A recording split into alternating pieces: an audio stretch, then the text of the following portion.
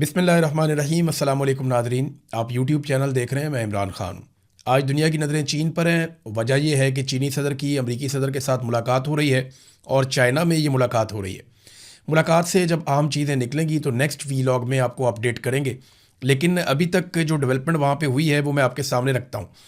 Number एक तो ये है कि अमरीकी उम्मीद कर रहे हैं कि चीन अपना असर रसूख इस्तेमाल करेगा ईरान पर, ताकि ईरान को एक डील के लिए कायल किया जा सके। अब डोनाल्ड ट्रंप को फेस सेविंग चाहिए और वो एक ऐसी डील चाहते हैं जिसमें न्यूक्लियर के मामलात में ईरान बहुत सारे कदम पीछे चला जाए और आबनाए हुर्मुज़ को खोल दिया जाए। अब डोनाल्ड ट्रंप को ये फेस सेविंग पाकिस्तान तो फ़िलहाल नहीं लेकर दे पाया। उसकी वजह यह है कि पाकिस्तान जो है वो अपनी सालसी में डोनाल्ड ट्रंप के साथ कोई सख्त बात कर नहीं सकता, और डोनाल्ड ट्रंप ईरान से जो मांगते हैं वो मैदान जंग में नहीं ले पाए, जो वो टेबल पे मांग रहे हैं, तो वो एक मैक्सिमस पोजीशन पे है। हाँ, चाइना का ये मामला है कि चाइना ईरान के तेल का ख़रीदार है और वो पाबंदियों की परवाह नहीं करता, तो ईरान की इकॉनमी कहीं ना कहीं चाइना के साथ जुड़ी है और चाइना ने बहुत पैसा ईरान में लगाया भी है। जैसा कि चाबहार बंदरगाह है, वहाँ पे पैसा लगाया। जो पाकिस्तान से सी पैक गुजरा है, एक्चुअली ये बेल्ट एंड रोड इनिशिएटिव है चाइना का, और इस सिलसिले में चाइना ने जहाँ पे बहुत सारे ममालिक में पैसा लगाया, वहाँ पे चाइना ने अपना पैसा ईरान में भी लगाया। लिहाजा उनके स्टेक्स हैं और चाइना ईरान को वो बातें मनवा सकता है जो बातें अमेरिका या पाकिस्तान नहीं मनवा सकते। लेकिन कुछ चीज़ें ऐसी हैं जिनके ऊपर ईरान कंप्रोमाइज़ नहीं करेगा, और मुझे नहीं लगता कि चाइना उन चीज़ों के लिए ज़्यादा दबाव डालेगा।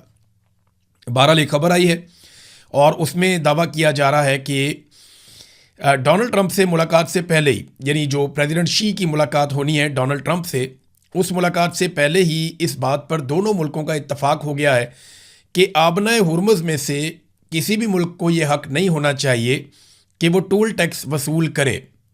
अब ये दावा किया जा रहा है अमेरिकी मीडिया में, और ये दावा किया जा रहा है इस हवाले से कि डोनाल्ड ट्रंप और प्रेसिडेंट शी की मुलाकात से पहले वज़ीर ख़ारजा की मुलाकात हुई है, जिसमें मार्को रूबियो अमेरिका की तरफ से थे और वांग जी चाइना की तरफ से थे।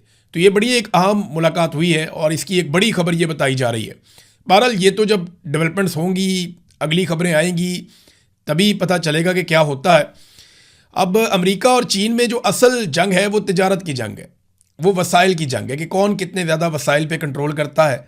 मुस्तकबिल में जो माशी नुक्ता नज़र से चैम्पियन होगा या सुपर पावर होगा वो कौन होगा, और दिफाई नुक्ता नज़र से किस किस के इत्तेहाद कहाँ पे बनने जा रहे हैं, और दुनिया में किसका असर रसूख कितना रहता है, कौन कितना मुनाफा कमाता है और कौन कितना अच्छा सौदा करता है। लेकिन चाइना को ना एक बात का बड़ा फ़ायदा है, ये चाइना ने भी किया, जापान ने भी किया और कई और ममालिक भी करते हैं।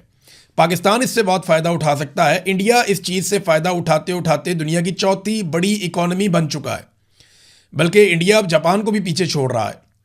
इंडिया इतनी बड़ी इकॉनमी कैसे बना? देखिए, इसमें एक रीज़न है कि वहाँ पे लेबर बहुत सस्ती है। पाकिस्तान में भी लेबर बहुत सस्ती है, तो जहाँ पे आपको सस्ती लेबर मिल जाए वहाँ पे आप प्रोडक्शन करके पूरी दुनिया को आप माल दे सकते हैं। आपको सिर्फ पाकिस्तान में प्रॉब्लम यह है कि हमारी बिजली महंगी है, इंडिया में बिजली उतनी महंगी नहीं है।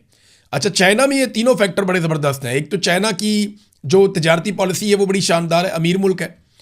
दूसरा, वहाँ पे लेबर सस्ती है, और तीसरा, वहाँ पे कॉस्ट ऑफ प्रोडक्शन कम है, यानी बिजली वाफर मिलती है और सस्ती मिलती है। तो चीन के अंदर जो है वो कॉस्ट ऑफ प्रोडक्शन, यानी जो पैदावारी लागत है चीज़ें बनाने की, वो कम है। तो वो कम पैसों में चीज़ें बनाता है, तो अमेरिका और यूरोप उसका मुकाबला नहीं कर सकते, बल्कि दुनिया के बहुत सारे और ममालिक भी उसका मुकाबला नहीं कर सकते। अमेरिका एक इलेक्ट्रिक गाड़ी बनाकर जब भेजता है यूरोप में, तो चीन उतने ही पैसों में 2 गाड़ियाँ भी भेज सकता है, क्योंकि चाइना की बहुत बल्क में प्रोडक्शन होती है, लेबर सस्ती है, कॉस्ट उनको कम पड़ती है, और चाइना नई टेक्नोलॉजी के साथ भी काम कर रहा है। लिहाजा चाइना को इस बात की एक बढ़ोतरी, एक फ़ायदा है उसको कि उसके पास से कॉस्ट ऑफ प्रोडक्शन कम है। अब उसको रोकना कैसे है? वो टैरिफ के ज़रिए से रोकते हैं अमेरिकन्स, या टैक्सेस लगाए जाते हैं, या कोशिश की जाती है कि तजारती खसारे को किसी तरह कंट्रोल किया जाए, क्योंकि चीन ज़्यादा चीज़ें बनाकर दुनिया को भेजता है और कम चीज़ें दुनिया से लेता है। चीन दुनिया से रॉ मटेरियल उठाता है और उसको ज़बरदस्त प्रोडक्ट में तब्दील करके कई गुना उसकी वैल्यू एडिशन करके वो चीज़ें दुनिया को भेजता है। तो बहरहाल ये तो मामला हैं, मैं इनके ऊपर डिस्कशन फ्यूचर में भी हम करते रहेंगे, बड़ी डिटेल में चीज़ें आपके सामने रखेंगे। आबनाए हुर्मुज़ में जो ईरान का दबाव है वो काफ़ी हद तक अब काम कर रहा है। एक तरफ यूरोपीय ममालिक पे और दुनिया के दीगर कई ममालिक पे इस बात का दबाव आया कि आबना हुर्मुज़ की बंदिश की वजह से उन ममालिक की इकॉनमीज़ पे असर पड़ा है और अमेरिका भी आहिस्ता आहिस्ता अपने इत्तेहादियों को कायल कर रहा है। जो लेटेस्ट एक खबर आई है कि इटली और बरतानिया को कुछ हद तक अमेरिका ने कायल किया है, वो अपने बहरी जहाज़ों को आबना हुर्मुज़ की जानिब भेज रहे हैं, लेकिन किसी भी मुल्क ने अभी तक ईरान के साथ जंग लड़ने की हामी नहीं भरी। किसी मुल्क ने यह नहीं कहा कि वो ईरान के साथ जंग लड़ सकता है या ईरान के साथ जंग लड़ेगा। ईरान जंग के दौरान एक बहुत बड़ा दावा सामने आया और ये दावा नेतन्याहू के ऑफिस की जानिब से सामने आया। नेतन्याहू जो इसराइल के वज़ीर आज़म हैं, उसके दफ्तर की जानिब से एक बयान सामने आता है कि नेतन्याहू ने जंग के दौरान यूएई का सफ़र किया था और वहाँ पे यूएई के हाकिम से उनकी मुलाकात भी हुई थी। यूएई ने इसकी तस्दीक नहीं की बल्कि इसकी तरदीद कर दी है, जबकि इस्राएली मीडिया और अमेरिकन मीडिया ये दावा कर रहे हैं कि यूएई में नेतन्याहू ने दौरा किया और ये 26 या 27 तारीख का दौरा है और बाकायदा इसके अंदर जो फ़िज़ाई सफ़र है उसकी तफसीलात भी बताई जा रही हैं कि नेतन्याहू पहुंचा यूएई में और उसने जंग के दौरान यूएई का दौरा किया और वहाँ हुकाम से मुलाकातें की। इसके ऊपर ना ईरान का एक स्टेटमेंट आया। ईरान का ये कहना है कि हम तो पहले ये चीज़ें जानते थे और हम पहले से ये बातें कह रहे थे। अब इराक़ची इस पर क्या कह रहे हैं ज़रा आप ये देखिए। बीबीसी ने इसको छापा, उन्होंने कहा जी अजीम ईरानी कौम के साथ दुश्मनी एक अहमकाना जुआ और इसराइल के साथ गठजोड़ नाकाबिले माफ़ी है, ये अब्बास इराक़ची ने कहा है। और ईरान के वज़ीर ख़ारजा अब्बास इराक़ची ने इसराइली वज़ीर आज़म बेंजामिन नेतन्याहू के मुत्तहदा अरब अमारात के दौरे के हवाले से जो खबर है उस पर रद्द-ए-अमल देते हुए कहा कि नेतन्याहू ने अब खुलकर इस बात का इंकशाफ कर दिया है जिससे ईरान के सिक्योरिटी इदारे काफ़ी अर्सा पहले ही क़यादत को आगाह कर चुके थे। इराक़ची ने सख्त लहजे में अपने स्टेटमेंट में कहा कि अजीम ईरानी कौम के साथ दुश्मनी एक अहमकाना जुआ है और इस रस्ते में इसराइल के साथ ताउन और गठजोड़ नाकाबिले माफ़ी है।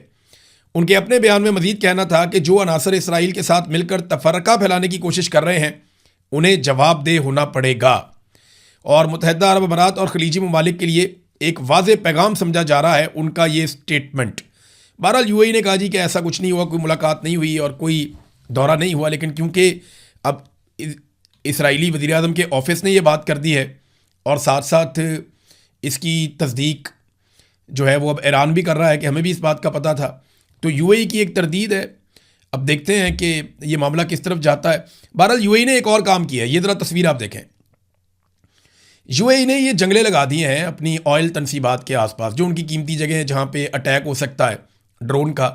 तो ईरानी ड्रोन से बचने के लिए या छोटे ड्रोन्स के हमलों से बचने के लिए यूएई ने क्या किया कि वो ये जंगले लगा रहा है, जैसे बारबेक्यू वाले जंगले नहीं होते, ये इस किस्म के जंगले लगा रहा है, जालियाँ लगा रहा है अपनी तनसीबात के इर्द गिर्द। अगर कोई छोटा मोटा ड्रोन आए या कोई ड्रोन आकर अटैक करता है तो वो डायरेक्टली आकर तनसीबात के ऊपर गिरने के वो इन जालियों के साथ आकर टकराए और यहाँ पे जब धमाका हो जाएगा तो फिर कम नुकसान होगा उन तनसीबात का जिनके इर्द गिर्द ये जालियाँ लगाई जा रही हैं।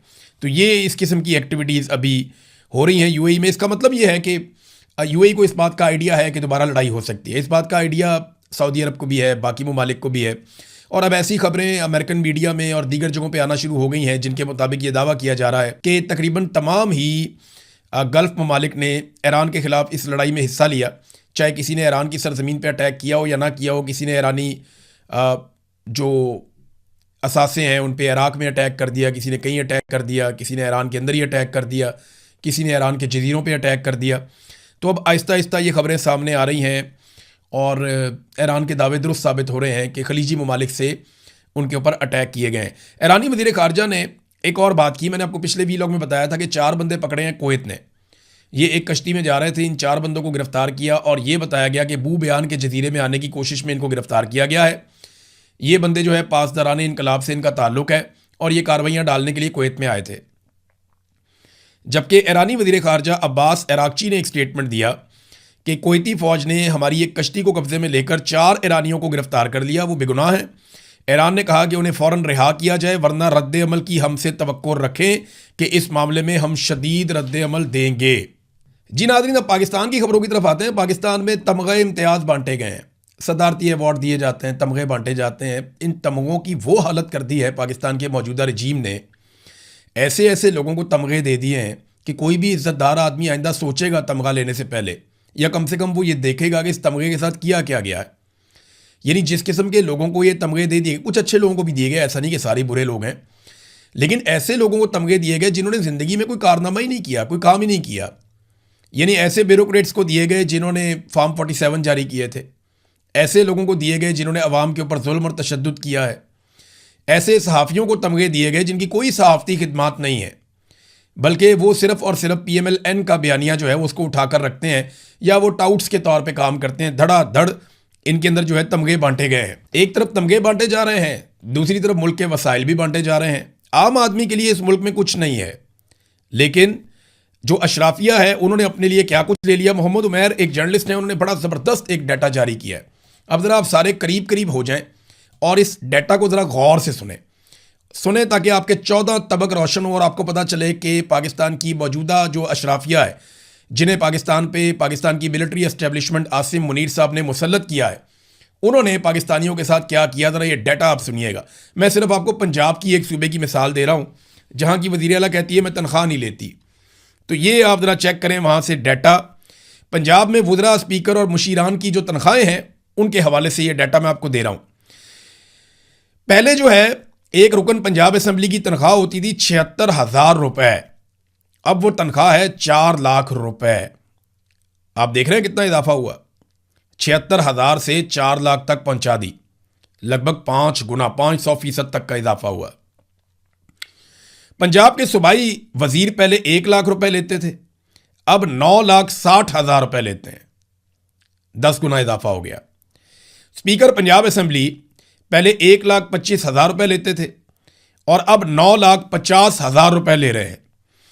डिप्टी स्पीकर की तनख्वाह पहले 1,20,000 रुपए थी और अब 7,75,000 रुपए है। पार्लिमानी सेक्रेटरी की तनख्वाह पहले 83,000 रुपए हुआ करती थी और अब 4,51,000 रुपए तक ये तनख्वाह पहुंच गई है। मुशीरों की तनख्वाह पहले 1 लाख रुपए होती थी, अब 6,65,000 रुपए तक एक मुशीर की तनख्वाह पहुंचा दी गई है। वजीर आला के स्पेशल असिस्टेंट की तनख्वाह पहले 1 लाख रुपए थी, अब 6,65,000 रुपए तक पहुंचा दी गई है। पंजाब हुकूमत ने मिनिस्टर्स, स्पीकर और डिप्टी स्पीकर का लीव अलाउंस तनख्वाह के बराबर करने का फैसला किया है। छुट्टी होने के बावजूद इनको पूरी तनख्वाह दी जाएगी और ये BBC पे भी, एक्सप्रेस न्यूज़ पे भी ये खबर छपी है। अब आप नाजरीन अंदाज़ा करें कि आम आदमी को इन्होंने क्या दिया। क्या जब से ये लोग आए तब से लेकर अब तक सरकारी मुलाजिम की तनख्वाह 100% भी बढ़ी है, या तो 500% से लेकर 1,000% तक इन्होंने, यानी 5 गुना से 10 गुना इन्होंने इजाफा कर दिया। तो एक आम आदमी जो है ना उसको आधा गुना भी नहीं मिला, यानी 50% भी बढ़ोतरी उसकी नहीं हुई। जो तनख्वाहें पिछले दौर में थी उसके साथ आप मवाजना करके देख लें, इन्होंने सारी रेवड़ियां आपस में बांटी हैं। आम आदमी के लिए ये पाकिस्तान छोड़ा ही नहीं इन्होंने, ये अशराफिया का पाकिस्तान बन गया है। वो दिन रात लूट मार कर रहे हैं। गरीब आदमी की तनख्वाह बढ़ानी होगी ना सरकारी मुलाजिम की, कहेंगे जी हम IMF से पूछ के बताएंगे, IMF हमें इजाज़त देगा। गरीब को सब्सिडी या सहूलत देनी है जी, IMF से पूछेंगे। अपने जहाज़ ये जब मर्जी लेते हैं, गाड़ियाँ ये जब मर्जी लेते हैं, अयाशियाँ ये जब मर्जी करते हैं, बैरूनी दौरे जब मर्जी करते हैं, महंगे तरीन अल्ले तलल्ले खर्चे जब मर्जी करते हैं, अपनी तनख्वाहें जब मर्जी बढ़ा लेते हैं, इन्हें पूछने वाला कोई नहीं। अपने जजों को भी नवाज रहे हैं, अपने ब्यूरोक्रेट्स को भी नवाज रहे हैं और अपने सियासतदानों को भी नवाज रहे हैं। सारे मिलकर पाकिस्तानियों का खून चूस रहे हैं और पाकिस्तानियों को वापस कुछ देने के लिए तैयार नहीं है। सबसे ज़्यादा खून चूसा जाता है हमारे किसानों का। ज़रा ये एक डाटा और आप देखें, मैं आपके सामने रखता हूँ और इसको आप जाके कंफर्म कर सकते हैं। पाकिस्तान में जो एक DAP की बोरी है ना, ये किसान को चाहिए होती है ना खाद के तौर पे, DAP और यूरिया, ये 2 चीज़ें तो बहुत ज़्यादा उसको ज़रूरत होती है, इसी से उसकी पैदावार ज़्यादा होती है। अब इंडिया में फ़ी एकड़ पैदावार जो है वो पाकिस्तान से दुगनी है, लगभग दुगनी नहीं है तो काफ़ी ज़्यादा है। यानी अगर पाकिस्तान में 40 मन फ़ी एकड़ है तो वहाँ पे 70 मन फ़ी एकड़ तक भी पहुँच जाती है। तो पाकिस्तान में जो है वो DAP कितने की है, 13,000 से 15,000 रुपये का एक गट्टू है उसका, एक बोरी 13,000 से 15,000 रुपये की है। जबकि इंडिया में कितने की है, ये 1,350 रुपये से लेकर 1,400 रुपये तक है। आप अंदाज़ा कीजिए कहाँ पे 13 से 15,000 और कहाँ पे भारत में 1,350 से 1,400 रुपये, 10 गुना का फ़र्क है। और फासला कितना है, ये एक लकीर का फासला है। उधर पंजाब इंडियन है, इधर पंजाब पाकिस्तान का है। उधर इंडियन किसान है, इधर पाकिस्तानी किसान है। इधर हुकूमत जो है वो मिलिट्री एस्टेब्लिशमेंट ने बनाई हुई है, वहां पे अवाम ने बनाई हुई है। तो 10 गुना कीमतों का फर्क है, 10 गुना कीमतों का फर्क है वहां पे डीएपी के अंदर। अब जरा आप आ जाएं कि यूरिया की कीमत में, और वो इंडियन रुपए में इसलिए कह रहा हूं कि वो कमाते भी फिर इंडियन रुपए में ही है। यूरिया की कीमत जो है पाकिस्तान में 4,000 से 5,000 के बीच में रहती है, यानी बहुत कम कीमत वाली यूरिया जो है वो आपको 4,000 मिल जाती है। 4800, 4500, 5,000 यहां तक यूरिया की कीमत जाती है। और इंडिया में यूरिया की, यही वाला यूरिया जो है 300 रुपए का, इसका इतना ही वेट है, और 300 रुपए में आपको इसकी बोरी मिल जाती है। कितना फर्क है। वो अपने किसानों को कैसे ऑब्लाइज कर रहे हैं और हम अपने किसानों के साथ क्या कर रहे हैं, ये सब आपके सामने है। पहले किस्तों में बिल जमा करवा देते थे आम लोग, अब वो सहूलत भी मेरे पास इत्तला आई है कि वापस ली जा रही है। लोगों को मजबूर किया जा रहा है। पहले कर देते थे ना, 2-3 महीने की किस्तें बना देते थे बिल की, जो आदमी अदा नहीं कर पाता था।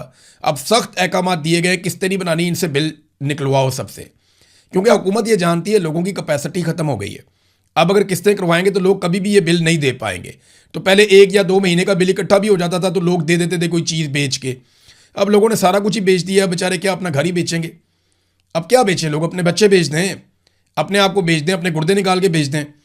तो ये जो कीमतें जिस तरह इन्होंने बढ़ाई हैं, ये अनएक्सपेक्टेड था, ऐसा लगता ही नहीं था। और ये इनको बढ़ानी इसलिए पड़ी कि इनके पास, बेचारों के पास रास्ता ही कोई नहीं था।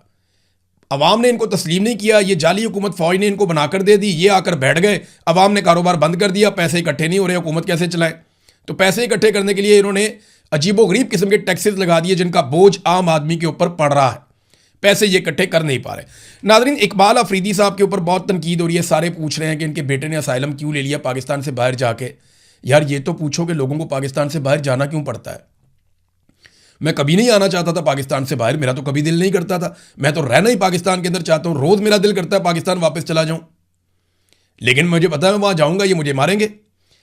मैं जिस तरह पाकिस्तान से निकला हूं मैं ये जानता हूं, मेरे पास 2 रास्ते थे ना, या मैं वहां दफन हो जाता या मैं अपना काम करता रहता, अपनी आवाज़ उठाता रहता। तो फिर ये फैसला किया कि नहीं, आवाज़ उठाएंगे, इतने आराम से काबू नहीं आएंगे जैसे पहले मैं इनके काबू आ गया था।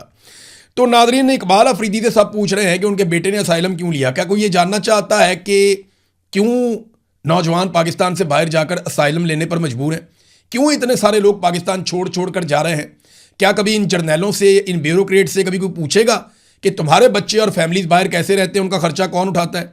क्या कभी इनसे पूछा जाएगा कि इतनी महंगी तालीम तुम अपने बच्चों को कैसे दिलवा सकते हो अपनी तनख्वाह के अंदर? यानी इनके पास तो कुछ नहीं है ना, मिडिल क्लास के, गरीब क्लास के लोग हैं ये, और इनको तनख्वाह मिलती है। तो जो तनख्वाह इनको मिलती है उस तनख्वाह में तो पाकिस्तान में बच्चे नहीं पढ़ाए जा सकते। ये जनाब अपने बच्चों को दुनिया के महंगी तरीन यूनिवर्सिटियों में और कॉलेजों में पढ़ाते हैं। क्या कभी कोई इनसे पूछेगा बड़े मुजरिम ये लोग हैं या वो लोग हैं जो अपनी जान बचाकर चले गए हैं? तो ये एक अजीबोगरीब किस्म का पाकिस्तान में सिलसिला है। सारा जो मलबा है वो सियासतदानों पे हमेशा डाला जाता है। कोई नहीं पूछता जर्नैलों से, कोई नहीं पूछता ब्यूरोक्रेट से, कोई नहीं पूछता माफिया से कि इनसे जवाब लिया जाए। जब अटैक होता है तो सीधा सियासतदान के ऊपर अटैक होता है, उसका गिरेबान पकड़ लिया जाता है, चाहे वो किसी भी पॉलिटिकल पार्टी का हो। तो सियासतदानों को कम से कम इस मामले में शर्म करके इकट्ठे होना चाहिए और जवाब देना चाहिए। अब तक के लिए इतनी, अपना ख्याल रखिएगा, अपने चैनल का भी। अल्लाह हाफिज़।